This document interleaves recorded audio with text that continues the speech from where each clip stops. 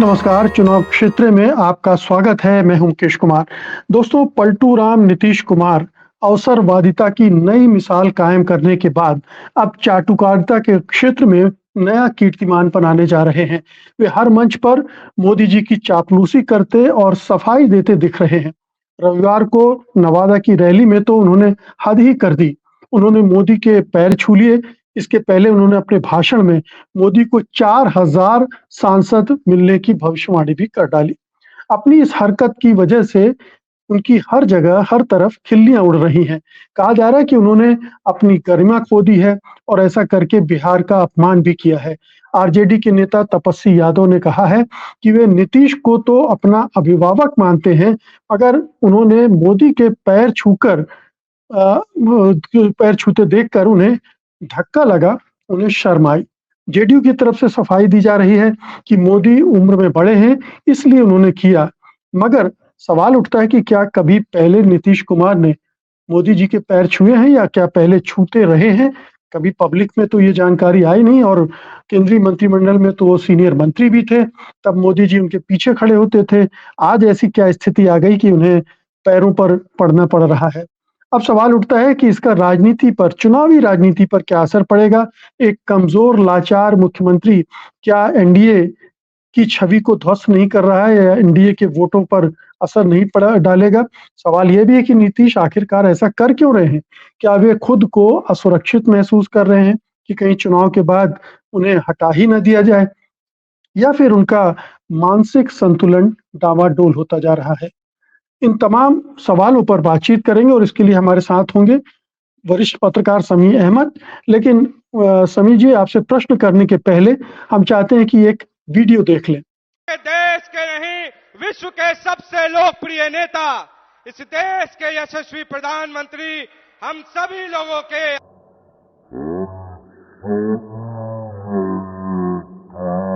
अभिभावक आदरणीय। सभी साहब, तो आपसे पहला मेरा सवाल ये है कि नीतीश कुमार की इस हरकत को बिहार में, बिहार के पॉलिटिकल सर्कल में और आम लोगों में भी किस तरह से देखा जा रहा है? देखिए, असल में जो पैर छूने की बात है, हो सकता है उसका जो भी खंडन आए, लेकिन ये अच्छा तो नहीं समझा जा रहा नीतीश कुमार के स्टैचर के नेता का। 2014 याद कीजिए, जब उन्होंने नरेंद्र मोदी का जो भोज है वो कैंसिल कर दिया था, उनके साथ खड़े होने से इनकार कर दिया था, गुजरात से राहत के आए पैसे को वापस कर दिया था। एक मुख्यमंत्री का वो तेवर था और एक आज मुख्यमंत्री का ये तेवर है कि उनके सामने बार-बार उनसे कहना पड़ रहा है कि अब मैं कहीं नहीं जाऊँगा, अब मैं हमेशा आपके साथ रहूँगा। तो यहाँ लोगों को लगता है कि नीतीश कुमार ने अपनी स्थिति खुद खराब कर ली है। अगर वो अपने राजनीतिक स्तर पर इतना नीचे आ चुके हैं, और जो स्टैचर है वो अगर नीचे आ रहा है, तो उसके लिए वो खुद ज़िम्मेदार हैं। पलटू राम का एक ऐसा वो जो चकमा किया गया उनके ऊपर, वो पूरी तरह लागू होता है, बार-बार पलट जाते हैं। लेकिन नरेंद्र मोदी के सामने इस तरह से कभी-कभी उनके झुकने की भी खबर आई थी, कि इतना इतने इस एंगल पे झुक के वो बात करते थे। या उनका जो संबोधन होता है, प्रधानमंत्री आदरणीय प्रधानमंत्री माननीय मोदी जी, मतलब आदरणीय भी लगा रहे हैं, माननीय भी लगा रहे हैं, तो पूरी तरह से वो झुक देते हैं सारी बातें।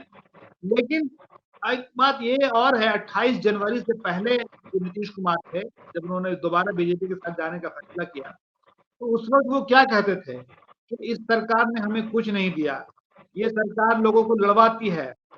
ऐसे लोगों के साथ नीतीश कुमार जब मिलते हैं, तो ये तो उनका दिल ही जानता होगा कि उनको कैसा लगता होगा।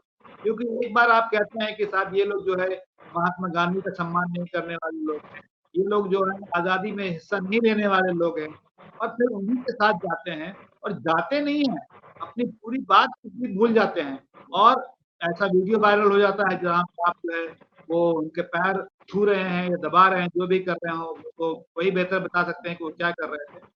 और उनसे बहुत सारी ऐसी गलती हो रही है, जिसके बारे में कहा जा रहा है कि उनकी उम्र उन पर जो है हावी हो रही है।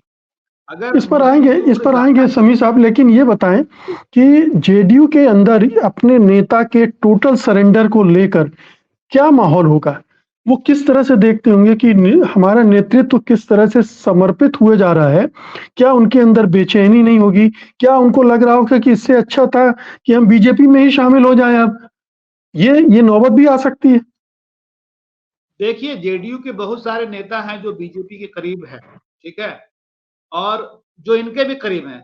पता नहीं नीतीश कुमार को इस बात का एहसास है या नहीं है, ये वो जानते हैं कि जैसे ही कोई मौका मिलेगा वो उधर चले जाएँगे या जेडीयू को छोड़ देंगे। जेडीयू के लोग बहुत से ऑफ रिकॉर्ड बात करके कहते हैं कि नीतीश कुमार जो कर रहे हैं या जो उन्होंने स्थिति बना ली है, वो बहुत ही अफ़सोसनाक है।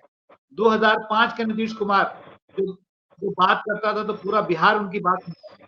2014 का नीतीश कुमार जिसने बीजेपी को खुली चुनौती दी थी और 2024 का नीतीश कुमार कितना अंतर आ गया। लेकिन उनके सामने मजबूरी है कि अभी वो जाएँ तो किधर जाएँ? चुनाव का वक़्त है इसलिए अभी बर्दाश्त कर रहे हैं। मुझे लगता है कि चुनाव के बाद रिज़ल्ट जब आएगा, उसके बाद बहुत सारी चीज़ें जेडीयू में ऐसी होंगी जिसकी भविष्यवाणी दूसरे लोग करते हैं, दूसरे नेता कर रहे हैं। जैसे तेजस्वी यादव कहते हैं कि 2024 के बाद जेडीयू नहीं रह पाएगा। ये देखने की बात होगी। लेकिन कुछ न कुछ ऐसा होगा ज़रूर। जो लोग अभी अपनी बात दबा के बैठे हैं, वो ज़रूर बोलेंगे इलेक्शन रिज़ल्ट के बाद। जी। ये बताएँ कि इसको अपोज़िशन किस तरह से ले रहा है? उसके लिए तो एक मौका है कि एक सरकार का मुख्यमंत्री इस तरह से बिहेव कर रहा है, पूरे बिहार की बदनामी हो रही। मुख्यमंत्री का सरेंडर करना मतलब बिहार की गरिमा का सरेंडर है ये। ये इस तरह से पेश किया जा रहा है, बिहार की जो अस्मिता है, उसके उस पर ये एक तरह से हमला माना जा रहा है। तो क्या ये इसका असर बुरी तरह से नहीं पड़ेगा जेडीयू और बीजेपी के चुनावी संभावनाओं पर और इसको खूब प्रचारित नहीं किया जाएगा अपोजिशन के महागठबंधन के द्वारा? देखिए, महागठबंधन में जो है सबसे तेज़ तर्रार नेता इस वक़्त तेजस्वी यादव हैं और उनकी टीम है। इसीलिए पहला रिएक्शन तेजस्वी यादव की तरफ से ही आता है। लेकिन अफ़सोस मुझे उनके लिए लगता है कि कांग्रेस पार्टी भी उसी गठबंधन में है, महागठबंधन में है। लेकिन कांग्रेस का कोई ऐसा तेज़ तर्रार बयान नहीं आता है। उनकी प्रक्रिया आने में बहुत देर होती है। उनकी जो स्टेट लीडरशिप है, पता नहीं वो ये सब बात जानती भी है कि नहीं जानती, ये नहीं कहा जाता। लेकिन हाँ, इस मामले में तेजस्वी यादव ने लीड ले लिया है और वो तुरंत कल तो इधर प्रधानमंत्री मोदी का भाषण हो रहा था और उसी वक़्त वो लाइव आकर अपना बयान दे रहे थे। तो इससे लगता है कि उनकी तैयारी कितनी अच्छी है बनिस्बत महागठबंधन के और नेताओं के। हाँ, भाकपा माले वाले भी अच्छा अपना बयान जारी करते हैं, लेकिन जो बाकी 2 कम्युनिस्ट पार्टी है, कांग्रेस पार्टी है, उसकी कोई ऐसा तेज़ तर्रार बयान सामने नहीं आ पाता है और इसका फ़ायदा चुनाव में तेजस्वी यादव की टीम ज़रूर लेगी। जी। जी, लेकिन एनडीए को कितना नुकसान होगा? नीतीश कुमार के इस व्यवहार से एक कमज़ोर, लाचार, झूठा, मक्कार, चापलूस मुख्यमंत्री ये मैसेज जाएगा अगर पब्लिक में, मतदाताओं में, तो एनडीए पर क्या असर पड़ेगा?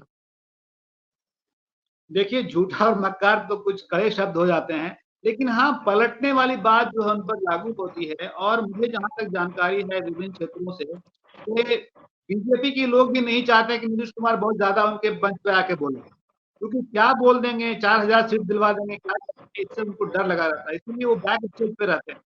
एक ज़माना था जब आप याद कीजिए, जब जेडीयू की ये ज़िद रहती थी कि बिहार में एनडीए का चेहरा नीतीश कुमार को घोषित किया जाए और बीजेपी इसके लिए तैयार होती थी। लेकिन आप ये सोचिए कि अब बीजेपी इसके लिए तैयार भी नहीं है और जेडीयू भी इसके लिए कोई अपना ज़ोर नहीं डालती है। जेडीयू की तरफ से आपको कोई ऐसा बयान नहीं मिलेगा कि एनडीए का चेहरा जो है वो नीतीश कुमार घोषित किया जाए। तो इससे बड़ा लॉस और क्या हो सकता है नीतीश कुमार के लिए कि वो अब एनडीए का चेहरा पसंद नहीं किए जा रहे हैं बीजेपी के ज़रिए और जो बीजेपी के वोटर हैं इसमें भी शक है कि वो जेडीयू के उम्मीदवार हैं। इसीलिए जिस तरह से मुझे लगता है कि असेंबली के चुनाव में नुकसान हुआ था जेडीयू को, उसी तरह कहीं ऐसा ना हो कि प्रधानमंत्री नरेंद्र मोदी के तमाम दावों के बावजूद, तमाम बातों के बावजूद, तमाम आक्रामकताओं के बावजूद जेडीयू की सीट कम ना हो जाए इस बार बिहार में। जो 16 सीट लड़ रही है, अगर वो 6-7 सीट पे आ जाए तो मुझे कोई ताज्जुब नहीं होगा। तो मतलब है कि जेडीयू की सीटों पर तो इसका असर पड़ेगा ही। क्या बीजेपी की सीटों पर भी असर पड़ेगा इसका? अगर जेडीयू कमज़ोर हो रही है लड़ाई में, तो जहां वो बीजेपी की मदद कर सकती है, क्या वो मदद कर पाएगी? मुख्यमंत्री की छवि का नुकसान केवल जेडीयू को होगा या बीजेपी को भी होगा? नहीं, ज़्यादा नुकसान तो जेडीयू को होगा ऑब्वियस बात है। बीजेपी को इस तरह नुकसान हो आप सोचिए ना कि बीजेपी के लोग खुद नहीं चाहते नीतीश कुमार बहुत ज़्यादा मंच पे आ गया है, बहुत ज़्यादा बात कर रहे हैं। तो अंदर तो उनको भी ये पता है, वो भी समझ रहे हैं कि हाँ, इनके इस तरह के बयानों से, इस तरह की चीज़ों से जैसा असेंबली में उन्होंने भाषण दिया था, जो उन्होंने इसके बारे में जनतंत्र के बारे में जिस तरह से बातें की थी, तो वो सब चीज़ें तो लोगों के ज़हन में रहेगी ना। इसलिए बीजेपी के लोग बड़ा सतर्क है, जहाँ तक मैं देख रहा हूँ बहुत सतर्क है, बहुत ज़्यादा प्रचारित नहीं कर रहे नीतीश कुमार की बात को। जी, आपने झूठा और मक्कार शब्द पर थोड़ा आपत्ति की थी। वो बोल रहे हैं जी, हम जी। तो झूठ-मूठ में वहाँ थे, हम तो आप ही के साथ थे। अब इसमें झूठापन भी है और मक्कारी भी है, नहीं है ऐसा क्या? देखिए, फिर भी मुझे लगता है कि हम लोग पत्रकार हैं, थोड़ा-सा हम लोग को सँभाल के बोलेंगे उनकी बात को कि हाँ, ठीक है, उन्होंने अपनी बात पलट गए, वो पत्रकारों को बात कह सच सकते बोलना चाहिए, कड़वा सच। हाँ, लेकिन थोड़ा झूठा और मक्कार थोड़ा कड़ा शब्द हो जाता है। आप अगर ऐसा इस्तेमाल करना सही समझते हैं तो अलग बात है। मुझे जी, लगता है कि थोड़ा-सा बयान बदलने वाले की बात कहना चाहिए कि वो अपने बयान पर कायम नहीं रहते हैं। वो जो है अपने वादे पे कायम नहीं रहते। इस तरह की बात कहना ज़्यादा बेहतर होगा। जी। वो उसकी सरहद से काफ़ी आगे निकल चुके हैं। ये बहुत हल्का वो होगा। देखिए, एक ज़माने में बहुत सम्मानित नेता रहे हैं। उनके लिए ऐसे शब्द का प्रयोग करना अफ़सोसनाक लगता है। हो सकता है कि आपकी जी, बात सही हो, लेकिन अब जो पत्रकारिता की भाषा है, उसमें थोड़ा-सा एहतियात तो बरतना पड़ता है। वरना प्रधानमंत्री मोदी के बारे में बहुत सारी बातें कही जा सकती हैं, बिल्कुल उनको भी जो मैं बोला अगर जाता है वो झूठ बोलते हैं। उनको भी बार-बार बोला जाता है वो झूठ बहुत बोलते हैं। तो नहीं, ऐसा नहीं, नहीं है।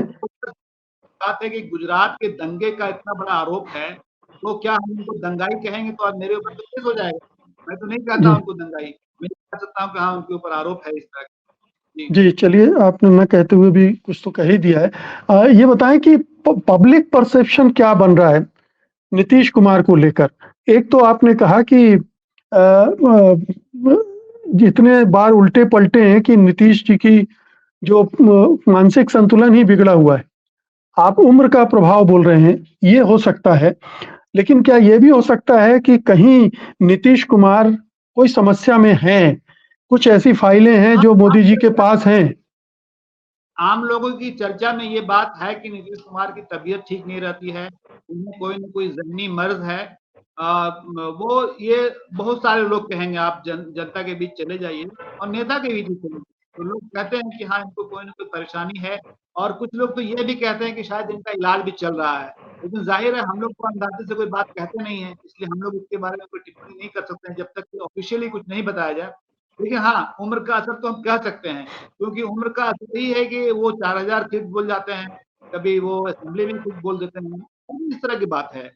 जो ब कई बातें ऐसी हैं जो अपने नेताओं के बीच कह चुके हैं, वो वैसी बात जैसे मिसाल के लिए एक बात कह रहा हूँ, कि कई बार लोगों को ये पहचान नहीं पाते हैं कि वो राज्यसभा के मेंबर हैं कि लोकसभा के मेंबर हैं, तो उनकी याददाश्त पर तो असर पड़ने की बात आती रहती है बीच-बीच में। तो ये है और पब्लिक भी ये समझती है, वो जनता के बीच एक चर्चा का विषय है कि ना नीतीश कुमार की तबीयत अब ठीक नहीं रहती है, ये ऐसा लोग कहते हैं। जी, तो इसका एक दूसरा पक्ष है। बार-बार ये कहा जाता है कि नीतीश कुमार की कुछ फाइलें हैं, कुछ करप्शन के केसेज़ हैं, जिसकी वजह से वो चुनाव के ठीक पहले पाला भी उन्होंने बदला और अब इस तरह की भाषा बोल रहे हैं, इस तरह की हरकतें कर रहे हैं। पैर छूने की हद तक जाना पड़ रहा है उनको। चापलूसी की भाषा वो पिछली रैलियों में भी कह चुके हैं। उनका पूरा अंदाज़ जो आपने अभी बयान किया कि कैसे झुक के बात कर रहे हैं, कैसे सफाई देते हुए दिख रहे हैं और कैसे चरणों पे सिर रख रहे हैं।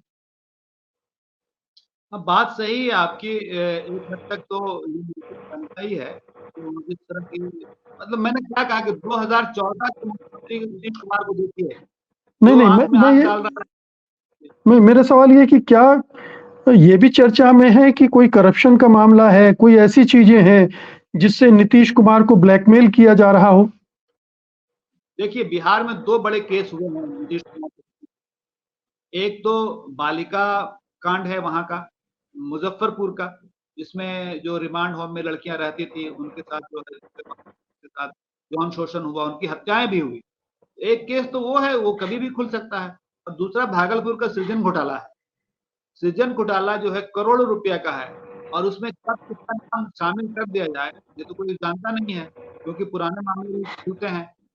तो ये 2 मामले हैं जिनके बारे में लोगों की राय है कि हो सकता है कि नीतीश कुमार को इन दोनों मामलों की वजह से दबाव में डाला।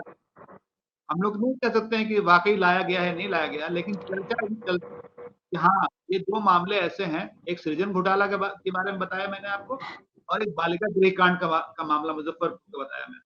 ये 2 बड़े मामले हैं जिसमें नीतीश कुमार की बदनामी हुई थी। बदनामी तो उसमें निश्चित रूप से हुई है उनकी, इसमें कोई दो राय नहीं है।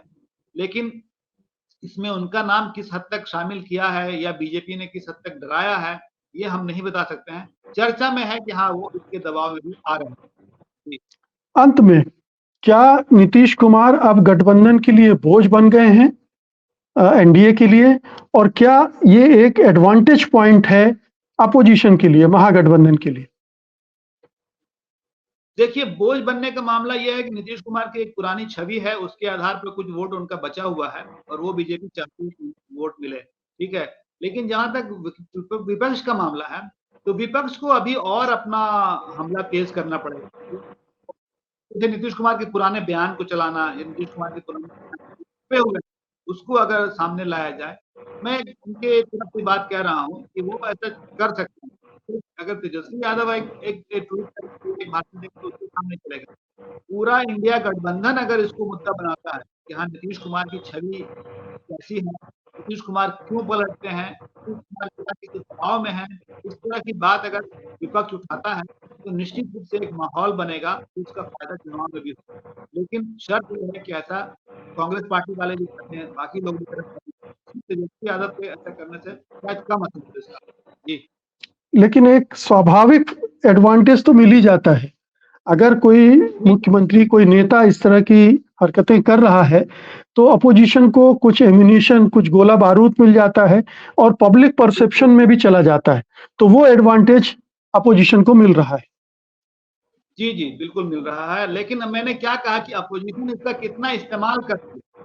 बहुत सारे, जैसे एक मिसाल के लिए आपको थोड़ा-सा वक़्त दूँ। प्रधानमंत्री नरेंद्र मोदी चुनाव की घोषणा से पहले बिहार आए और उन्होंने परिवारवाद पर हमला किया।